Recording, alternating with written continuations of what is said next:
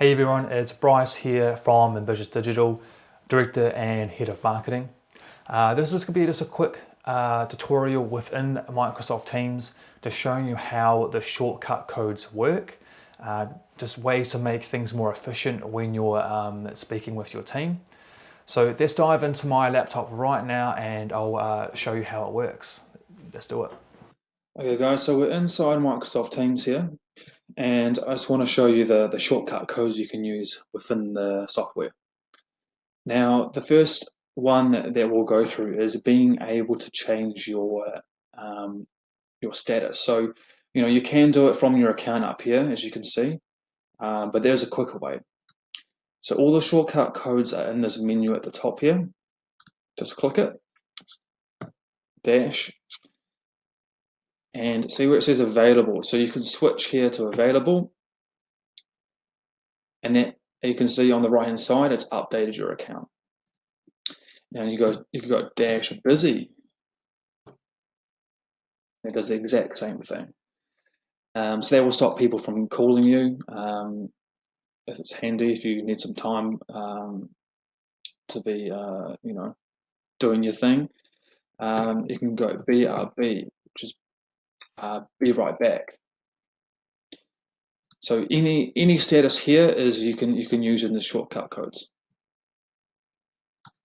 Okay. Now another one is the chat system.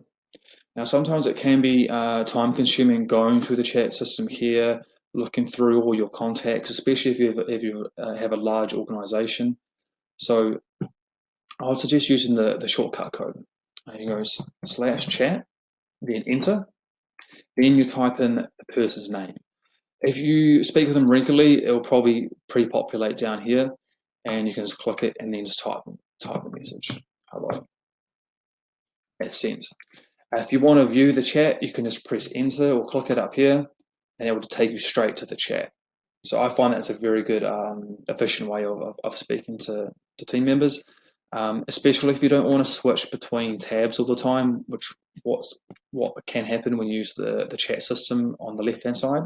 Oh, the third one I was going to talk about was the activity. So this is great to see what your staff members have been doing within Microsoft Teams. So same thing, /activity, and you put in the person's name, or you can click it from the drop-down box. And when you click there, it will just show you exactly where they've commented, what progress they've been doing. See if we can find someone. Yeah, so see whether you can see they've done some sort of activity within a project or a team. So that's really handy. Just gives you a quick overview of what your staff members are up to. Or even if you're a manager and you want to see what other people have done within a project, it's really, really handy. Another one is you can go @ symbol, and there's other ones down here you can use. They're not super popular, but you can praise your teammates if you wanted to. Another one is searching a YouTube channel. I think you have to install it. Yeah, if you install it, you can do that.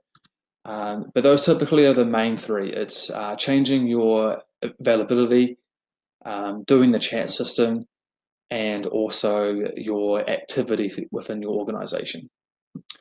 So yeah, if you have any questions about Microsoft Teams or anything to do with Office 365, please don't hesitate to reach out. Ambitious Digital is an official partner and reseller of the software, so we can set this up for any organization remotely, so we don't even have to visit you personally with all these things going on, which is handy. And we can also offer training for you to get you up to speed with the software. So thanks for watching, and stay safe.